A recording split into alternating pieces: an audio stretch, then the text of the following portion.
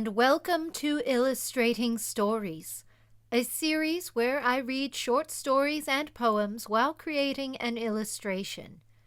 Today's story is from Hungary, but unfortunately I was unable to discern much more than that. I found it through Project Gutenberg as part of a larger anthology. I have taken the liberty of providing the link below. I will attempt to pronounce names appropriately, but as I do not speak Hungarian, I apologize in advance for any grievous errors. Now on to today's story. The Dancing Bear by Etienne Barsony. Fife and drum were heard from the big marketplace. People went running towards it. In a village, the slightest unusual bustle makes a riot. Everybody is curious to know the cause of the alarm and whether the wheels of the world are running out of their orbit. In the middle of the great dusty marketplace, some stunted locust trees were hanging their faint, dried foliage, and from far off one could already see that underneath these miserable trees, a tall, handsome young man and a huge, plump, dark brown, growling bear were hugging each other. Yoko, the bear leader, was giving a performance. His voice rang like a bugle horn, and singing his melancholy songs, he from time to time interrupted himself and hurrahed, whereupon the bear began to spring and roar angrily. The two stamped their feet, holding close together like two tipsy comrades.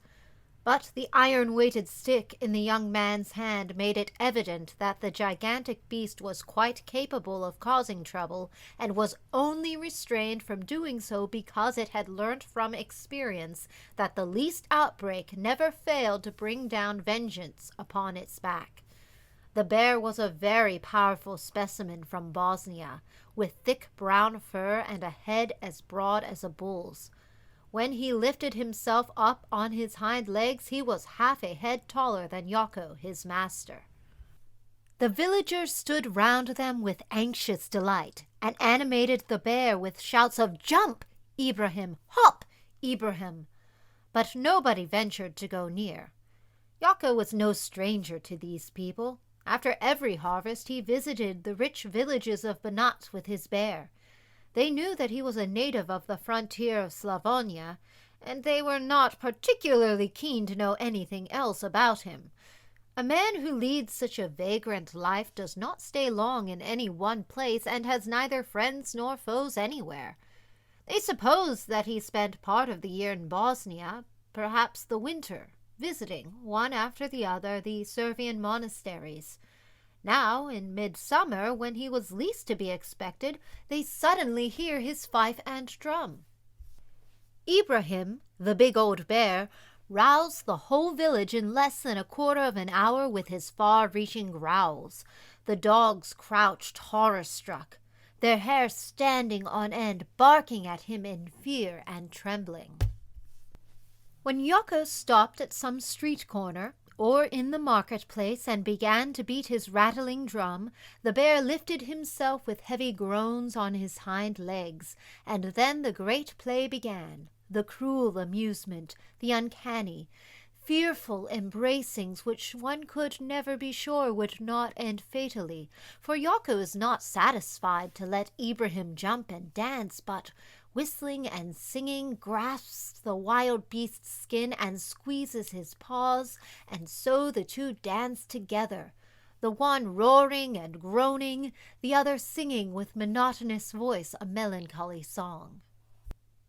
The company of soldiers stationed in the village was just returning from drill, and Captain Vinter, Ritter von Wallischhausen, turned in curiosity his horse's head towards the crowd, and made a sign to Lieutenant Vig to lead the men on. His fiery half-blood Graditz horse snuffed the disgusting odor of the wild beast, and would go no nearer. The captain called a hussar from the last line that passed him, and confided the stubborn horse to his charge. Then he bent his steps towards the swaying crowd. The villagers opened out a way for him, and soon the captain stood close behind the bear leader. But before he could fix his eyes on Ibrahim, they were taken captive by something else. A few steps away from Yoko, a young girl sat upon the ground, gently stroking a light-colored little bear. They were both so huddled up together that the villagers scarcely noticed them, and the captain was therefore all the better able to observe the young woman, who appeared to be withdrawing herself as much as possible from public gaze. And really she seemed to be an admirable young creature. She was slight of build, perhaps not yet fully developed, with the early ripeness of the Eastern beauty expressed in face and figure. A black cherry, at sight of which the mouth of such a gourmand as the Ritter von Wallershausen would naturally water.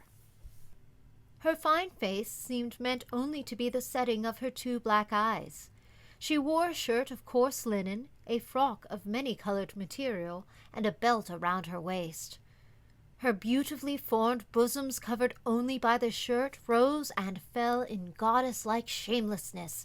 A string of glass beads hung round her neck, and two long earrings tapped her cheeks at every movement.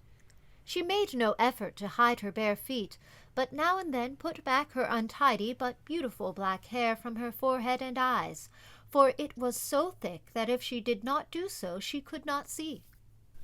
The girl felt that the captain's fiery gaze was meant for her and not for the little bear. She became embarrassed and instinctively turned her head away. Just at this moment Yoko turned round with Ibrahim.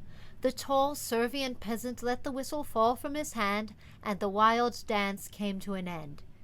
Ibrahim understood that the performance was over, and putting down his front paws on the ground, licked, as he panted, the strong iron bars of his muzzle. The captain and Yoko looked at each other. The powerful young bear-leader was as pale as death. He trembled as if something terrible had befallen him.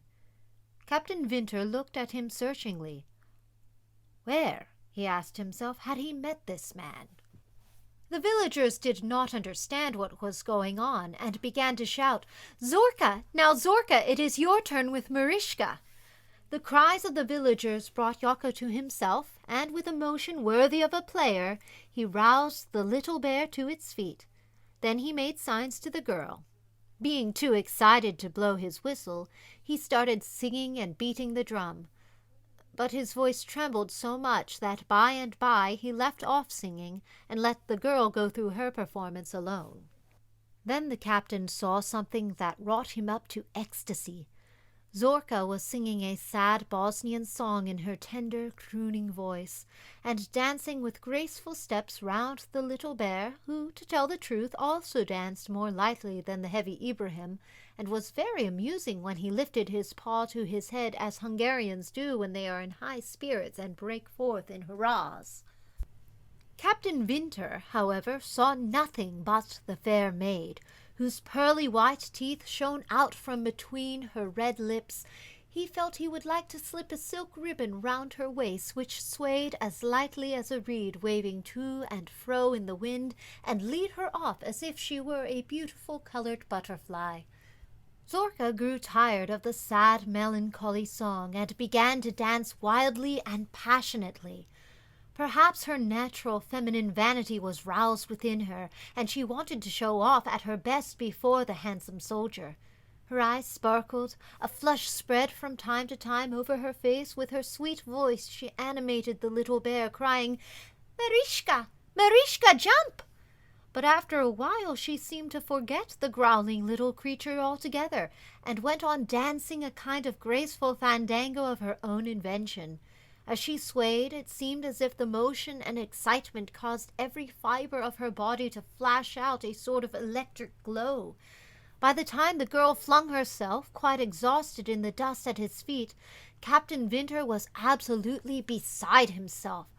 Such a morsel of heavenly daintiness did not often drop in his path now that he was fasting in this purgatory of a village.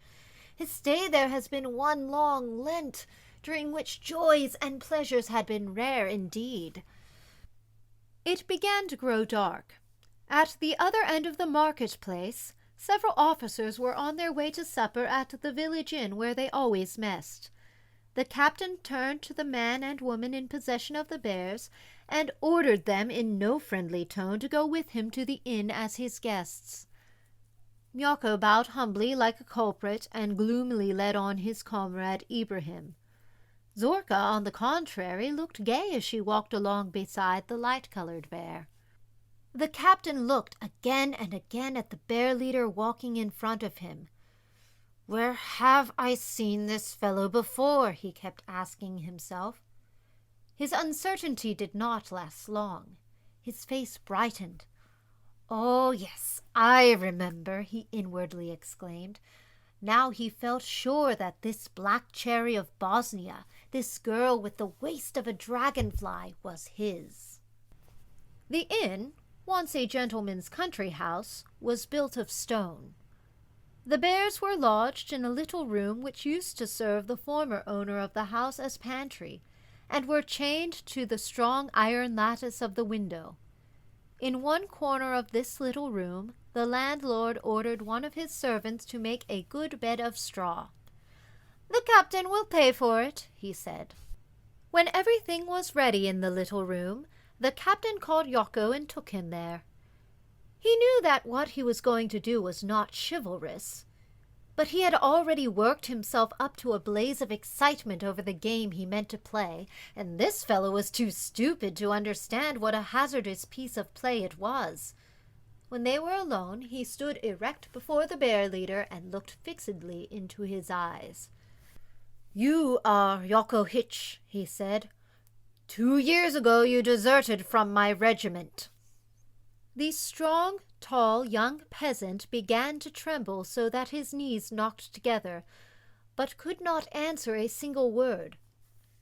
Fritz Vinter, Ritter von Wallershausen, whispered into Yoko's ear, his speech agitated and stuttering.